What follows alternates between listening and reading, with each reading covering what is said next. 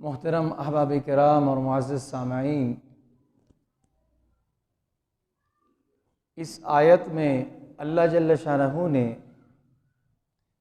لوگوں کو، انسانوں کو عدل کرنے کا حکم دیا ہے کہ تم اپنی ذات میں، تم اپنے گھر میں، اپنے متعلقین کے ساتھ، اپنے ملنے بیٹھنے والوں کے ساتھ، استاد کو شاگردوں کے ساتھ، شاگرد کو اساتذہ کے ساتھ، بیٹے کو والدین کے ساتھ، والدین کو بیٹوں اور اولادوں کے ساتھ، میاں کو بیوی کے ساتھ اور بیوی کو اہل خانہ اور شوہر کے ساتھ، غرض تمام لوگوں کے لیے یہ ایک متفق اصول ہے کہ تم عدل کو قائم کرو، انصاف کی بالادستی اور انصاف کو اپنے آپ میں اور اپنے معاشرے میں پھیلاؤ اور اس کو قائم کرو۔ اعدلوا هو اقرب للتقوی۔ قرآن مجید میں انسان کے لیے سب سے بڑی نعمت کیا ہے؟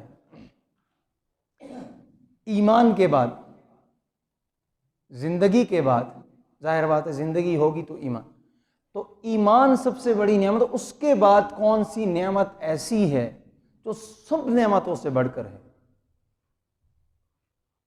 وہ نعمت یہ ہے کہ انسان کو تقوی حاصل ہو۔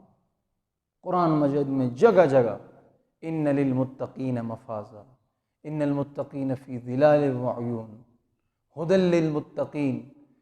یہ قرآن مجید میں جگہ جگہ ہم تقوی کا نام سنتے ہیں، متقین کا تذکرہ دہراتے ہیں۔ یہ وہی تقوی ہے کہ اعدلوا هو اقرب للتقوی، کہ تقوی حاصل کیسے ہو؟ اس کا ایک حصہ، اس کی ایک سیڑھی اور منزل، اس کی طرف محنت کرنے کی ایک کوشش یہ ہے کہ آپ اپنے اندر عدل پیدا کریں، پھر وہ جا کے تقوی حاصل ہوگا، جس کے لیے انعامات ہے اور اللہ تعالیٰ کی طرف سے اعزازات ہیں۔ تو عدل پیدا کرو اپنے اندر، یہ قرآن مجید کا حکم ہے۔ کیسے پیدا کرے عدل؟ عدل کہاں کہاں ہوتا ہے؟ تو دیکھیں، عدل یعنی انصاف، انصاف کرو بس۔ بیٹے کو حکم یہ ہے کہ اپنے والد کے ساتھ انصاف کریں، اس کے والد کا ایک مرتبہ ہے، اس کی عظمت ہے، اس کے حقوق ہیں، وہ اولاد پر لازم ہے کہ اس کو ادا کرے، والد کے حقوق بجا لیں۔ دوست کے بڑی عزت کر رہا ہے اور بڑا احترام کر رہا ہے، لیکن والد کو بھول گیا، یہ ناانصافی ہے، یہ ظلم ہے۔ الظلم ظلمات یوم القیامہ، ظلم تو بہت ساری تاریکیوں کا سبب ہے قیامت کے دن۔ ظلم کو ہر کوئی جانتا ہے، ہر انسان چھوٹا بڑا واقف ہے، زیادتی ہے، ظلم ہے۔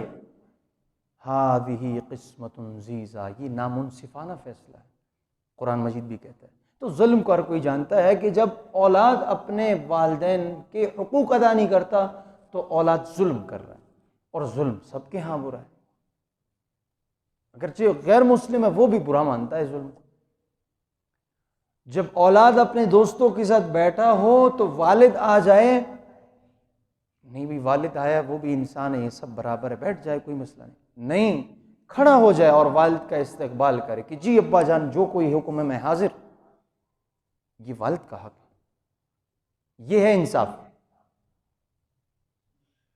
اسلام کے علاوہ غیر مسلم کہتا ہے برابری ہے، وہ بھی انسان ہے تو یہ بھی انسان، نہیں، اسلام کہتا ہے اس کا حق الگ ہے، دوست کا حق الگ ہے، بیوی کا الگ ہے، دوستوں کے الگ ہے، بڑوں کا الگ ہے، چھوٹوں کا الگ ہے، استاد کا الگ ہے، امام کا الگ ہے، درجات ہیں۔ حضرت سیدنا عائشہ رضی اللہ تعالیٰ عنہ کی حدیث ہے، انزل الناس منازلہم، لوگوں کو ان کے مرتبہ دے دو، لوگوں کو ان کے مرتبہ پر رکھو۔ جو آدمی معزز ہے، جو آدمی سنجیدہ ہے، جو آدمی پڑھا لکھا ہے، جس آدمی کو اللہ نے رتبہ دیا ہے تو آپ بھی اس کو وہ رتبہ دے دو۔ آپ کے بڑے بھائی کو اللہ نے بڑا بنایا ہے، اب آپ اس کو چھوٹے بھائی کی نگاہ سے نہ دیکھو۔ آپ کے والد کو اللہ نے آپ کا والد بنایا ہے، اب آپ اس کو وہ مقام دے دو۔ تو جو جہاں پہ جس مقام میں ہے اللہ نے اس کو وہ مقام دیا ہے، آپ بھی اس کو دے دو۔ نہیں دو گے ظلم، نہیں دو گے، آج اللہ تعالیٰ خود دکھلا رہے کہ آپ کے ساتھ بھی وہی ہو رہا ہے، آپ کو بھی وہ مقام نہیں دیں گے۔ آپ اپنے بچوں کی قدر نہیں کریں گے تو آپ کے بچے آپ کی نہیں قدر کریں گے۔ تو ظلم کا بدلہ ظلم ہی ہوتا ہے، انسانیت پوری تاریخ میں دیکھ چکی ہے۔ تو غرض یہ عرض کر رہا تھا کہ اسلام کے اندر عدل ہے، عدل قائم کرو، انصاف کرو۔ تو جس طرح اولاد کو حکم ہے کہ اپنے والد کے ساتھ عدل کرو، اس کو جو حق بنتا ہے اس کے حقوق دے دو، اس کو باقی انسانوں کی طرح مت دیکھو، اس کو بھائی کی طرح مت دیکھو، اس کو عام انسان تصور مت کرو بھائی۔ استاد کو اس کا حق دے دو، آپ نے اس کے ساتھ ملازمت کی ہے، آپ کا استاد ہے، حقوق، غلط کر رہا ہے غلطی بتا سکتے ہو، وہاں پہ غلط ہے سب لوگ کہتے ہیں، لیکن جو اس کا رسپیکٹ ہے، اس کا ادب ہے، اس کا حق ہے، وہ آپ دے دو، آپ اس کو نیچا نہیں دیکھ سکتے، یہ اسلام کہتا ہے۔ تو اولاد کو حکم ہے کہ اپنے بڑے کو اس کا حق دے دے، اگر نہیں دے گا تو یہ عدل کے خلاف ہوگا، وہ ہمیں تقوی حاصل نہیں ہوگا، ہمیں جنت نہیں ملے گی، اللہ کی رضا نہیں ملے گی، اسلام کے برخلاف ہم چل رہے۔ دوسری بات، اسی طرح والد کو بھی حکم ہے اپنے اولاد کے حقوق دے۔ 4 بچے ہیں، ایک کو اچھی نظر سے دیکھتا ہے اور ایک کو زیادہ خرچہ دیتا ہے، باقی کو کم دیتا ہے، ایک کو بڑا رتبہ دیتا ہے، باقی کو نظر انداز کرتا ہے، ظلم۔ اعدلوا هو اقرب للتقوی، عدل قائم کرو۔ تو عدل ہر ایک کو حکم ہے، صرف ایک طرف سے ایک بندے کو، ایک فرد کو حکم نہیں ہے۔ میں یہاں پر چھوٹی سی بات کروں کہ اسلام میں مساوات ہے یا برابری ہے یا نہیں۔ ایک طرف خیال اور سوچ پھیلی ہے کہ اسلام میں مساوات ہے، اور دوسری طرف بعض لوگ کہتے نہیں اسلام میں مساوات ہے۔ یاد رکھے اسلام میں عدل ہے، مساوات نہیں۔ کیسے مساوات نہیں ہے؟ ظاہر بات ہے، اولاد باپ کی جگہ نہیں لے سکتا، اور اسی طرح ایک ان پڑھ ایک پڑھے لکھے کا جگہ نہیں لے سکتا، اور اسی طرح ایک کام کرنے والا ایک سست اور کمزور کی جگہ نہیں لے سکتا۔ ہر ایک کو اللہ نے ایک مقام دیا ہو۔ بیٹی ہے، والدہ کی جگہ نہیں لے سکتی۔ تو اسلام میں عدل ہے، ہر ایک کو اس کو رتبہ دیا گیا۔ اللہ تعالیٰ نے جو حقوق لوگوں کے ذمے عائد کیے ہیں کہ آپ پر اپنے والدین کی یہ حقوق ہے، یہ انصاف آپ نے کرنا ہے، تو اللہ تعالیٰ کی طرف سے لوگوں کے اوپر عائد کردہ واجبہ حقوق وہ عدل میں آ جاتے ہیں۔ آپ نے اس میں عدل کرنا ہے۔ باپ کو بیٹے کی نگاہ سے، دوستوں کی نگاہ سے نظر انداز نہیں کرنا، باپ کا ایک الگ مقام، یہ ہے اسلام میں عدل۔ اسلام میں برابری ہے عبادات کے اعتبار سے، برابری ہے حقوق اللہ کے اعتبار سے۔ کوئی بڑا عالم ہو نمازیں معاف نہیں، حقوق اللہ میں سب برابر ہے۔ آپ پہ نماز فرض ہے تو مجھ پہ بھی فرض ہے۔ کوئی معزز آدمی ہے، عبادات معاف، یا اس پر صدقہ دینا معاف، اس پر فلاں شریعت کا حکم معاف، ایسا نہیں، سب برابر ہے حقوق اللہ کی نظر۔ تو اسلام میں عدل ہے، حقوق العباد وہ جو لوگوں کے اوپر واجب ہے اس بارے میں عدل ہے، انصاف ہے، ہر ایک کو اس کا حق دینا ہے۔ اور مساوات ہے کہ اللہ تعالیٰ کی نظر میں، اللہ تعالیٰ کے احکامات میں، اللہ تعالیٰ کے حقوق میں کسی نے کسی کو قتل کیا تو شرعاً اس کے بدلے میں قصاصاً اس کو قتل کیا جائے گا۔ یہ نہیں کہ یہ غریب ہے، اس کو قتل کیا گیا، مقتول ہے، اب معزز آدمی سے جزا اور بدلہ اور قصاص نہیں لیا جائے گا، نہیں، حقوق اللہ میں سب برابر، اس اعتبار سے مساوات ہے۔ اس بات کو ذرا سمجھے۔ کفر اس بات پہ زور لگا رہی ہے کہ اسلام میں مساوات ہے اور سب کو برابری کا حکم دے رہا ہے، اور پیچھے اس آڑ میں اپنا مقصد پورا کر رہا ہے۔ تو خیر، میں عرض کر رہا تھا کہ اسلام میں عدل کا حکم ہے، اعدلوا هو اقرب للتقوی۔ میں نے مثالیں بیان کی۔ عدل کا سب سے عدل کی بڑی مثال، فتح مکہ کے بعد ساری قوت، اقتدار، اختیار ہاتھ میں آ گئی۔ فتح مکہ کے بعد لوگ مسلسل چوک در چوک آ رہے ہیں، آپ صلی اللہ علیہ وسلم سے بیعت کر رہے ہیں، مسلمان ہو رہے ہیں۔ اذا جاء نصر اللہ والفتح، لوگ جو ہے اللہ تعالیٰ کی نصرت ہو گئی، فتح ہو گیا، اور لوگ آ رہے ہیں اسلام۔ اس وقت آپ صلی اللہ علیہ وسلم بدلہ لے سکتے تھے کفر سے کہ پورے 10 سال مسلسل مکی زندگی میں، مشقت کی زندگی میں چکی میں پیستے رہے یہ صحابہ کرام، لیکن عدل قائم کیا آپ صلی اللہ علیہ وسلم نے، ہر ایک کو معاف فرما دیا۔ اسلام میں معافی بھی ہے، معافی کا عام اعلان کیا۔ اس کے بعد تم اسلام میں داخل ہو گئے ہو، اب نئے سرے سے زندگی کا آغاز کرو۔ خیر مارس یہ کر رہا تھا کہ اس دوران ایک عورت نے چوری کی، تو لوگوں کو پتہ چلا کہ اسلام میں کیا ہے، چور کا ہاتھ کٹے گا، چاہے مرد ہو عورت، اسلام کا حکم سب کے لیے۔ تو لوگوں نے آ کر اسامہ بن زید سے کیا کیا، سفارش کیا۔ تو سفارش کی تو اسامہ بن زید آپ صلی اللہ علیہ وسلم کے پاس آئے اور کہنے لگے یا رسول اللہ، اس کی سفارش کرتا ہوں، اسے معاف کیا جائے۔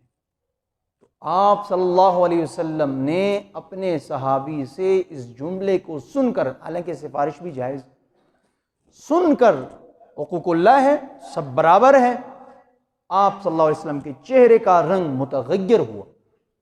آپ صلی اللہ علیہ وسلم نے اسامہ سے بتایا کہ آپ کو معلوم ہے آپ کیا کہہ رہے ہیں، اللہ کے حقوق میں نرمی برتی جائے۔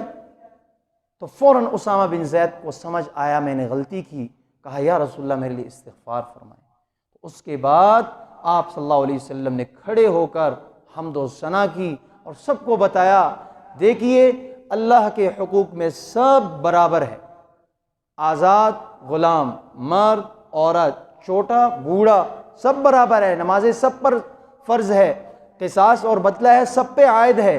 آپ سے پہلے لوگوں نے جنہوں نے نرمی کی، اپنے معزز آدمی کو جب چوری کرتا، قتل کرتا، چھوڑ دیتے، غریب آدمی کو قتل کر لیتے، غریب آدمی سے بدلہ لے لیتے، اس پر حکم نافذ کر دے۔ اللہ تعالیٰ نے ان کو ہلاک کر دیا اس وجہ سے کہ انہوں نے ایک چیز کو، ایک طرف کو زیادہ حیثیت دی معزز آدمی کو اور دوسرے کے لیے وہ حکم انہوں نے لاگو کیا۔ تو لہٰذا یاد رکھنا اللہ کے حکم میں سب برابر ہے۔ دیکھیے انصاف کی واضح مثال۔ آپ لوگ اگر اجازت دیں گے میں آخری بات کروں گا۔ آخری بات یہ ہے کہ یہ عدل، یہ تقوی ہمیں حاصل ہوگا زہد سے۔ زہد کہتے ہیں دنیا سے بے رغبتی کرنے کو۔